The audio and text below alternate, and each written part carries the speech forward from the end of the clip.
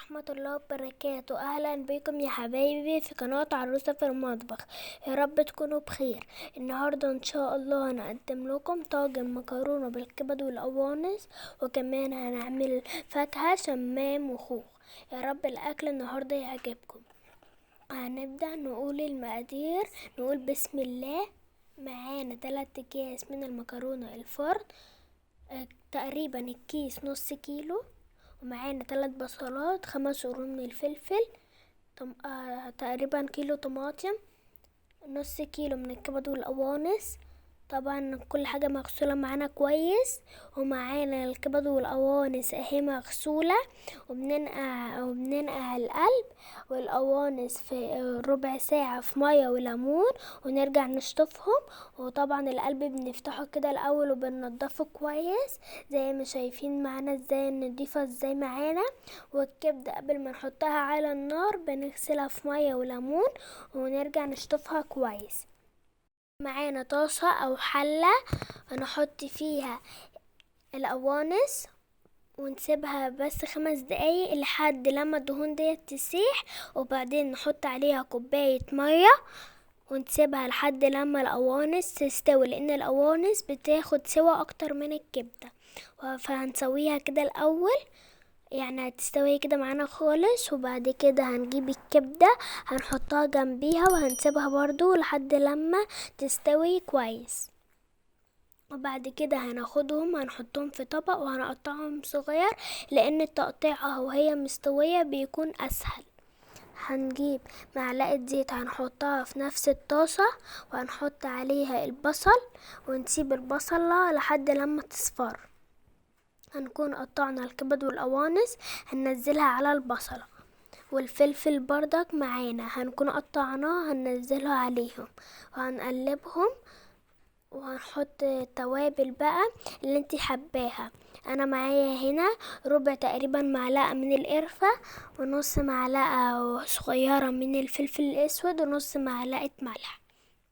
لو انتي حابة تزودي ملح او اي توابل تاني زي ما تحبي، هتسيبيهم على النار لحد بس لما الفلفل يدبل معانا كده شوية والحاجة تكون استوت اكتر. وكده خلاص تبقى الكبدة جاهزة معانا.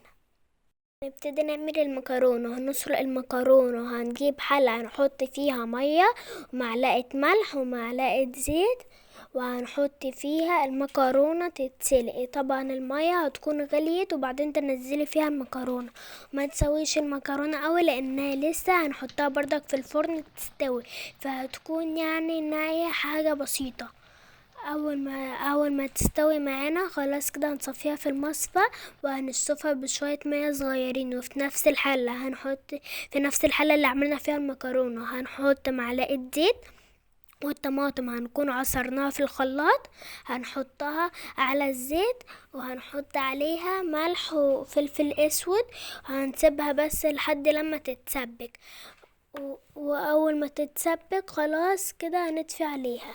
ولو عندك معلقه صلصه تاني وحابه تحطيها، بس صلصه جاهزه، لو حابه تحطي معلقه حطي، لو مش حابه خلاص كده كفايه.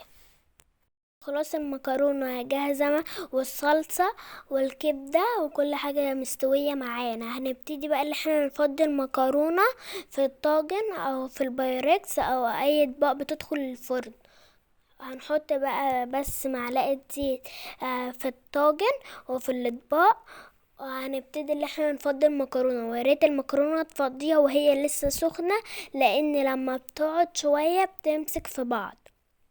فهي كده يعني يا دوبك لسه مصفية المية وسخنة معانا. هنبتدي اللي احنا نفضي الكمية هنقسمها على الاطباق اللي معانا. وبعد كده هنبتدي نحط القوطة على الوش. هنقسم برضه كمية القوطة وهنجيب بقى الكبدة طبعا خلاص مستوية هنقسمها وبرضه على الاطباق اللي معانا. طبعا الكبدة اللي انت هتعملها الكبدة الكمية اللي انت عايزة تعمليها، حابة تعملي نص كيلو كيلو يعني براحتك. البصل والفلفل برضك بتحطي كمية براحتك. التوابل اللي بتعجبك بتحطيها. فطبعا احنا كده خلاص قسمنا الكمية اللي معانا. على الاطباق كده. خلاص هندخلها الفرن على الرف اللي في النص، وتقريبا هتقعد تلت ساعة او نص ساعة، وهنغطيها بأي غطيان حلل علشان المكرونة ما تنشفش منك. وهنروح بقى نعمل الطبق الفاكهة اللي معانا. مع عندنا شمام وخوخ، هنقطع الشمام كده وهنشيل منه البذر، وهنقطعه بعد كده صغير، وهنحطه في طبق، وهنفضي عليه السكر. وهنقطع الخوخ برضك هنكون مقطعينه صغير، وهنروح مفضيينه عليه ونقلبهم كلهم مع بعض، ونبتدي بقى نفضيهم في اطباق صغيرة. وكده طبق الفاكهة يكون جاهز معانا. والطاجن خلاص كده استوت معانا، هنطلعها بقى في الفرن من الفرن زي ما احنا مش شايفين كده، جهزت معانا وشكلها بقى حلو. وخدي بالك لو في بايركس متحطوهوش على طول على الرخامة، لا يكون عليها مية. لو عندك حاجة كده تحط البايركس عليها. وزي ما شايفين كده بقى المكرونة قد ايه حلوة ومفلفلة كده، مش معجنة في بعض ولا حاجة. شايفين كده الواحدة بوحدتها كده ازاي. وطبعا وطبعا وطبعا اكلة انت عاملاها في البيت ونضيفة وبتوفر معاكي. والطاجن شكله جميل ازاي، وبألف هنا وشفا.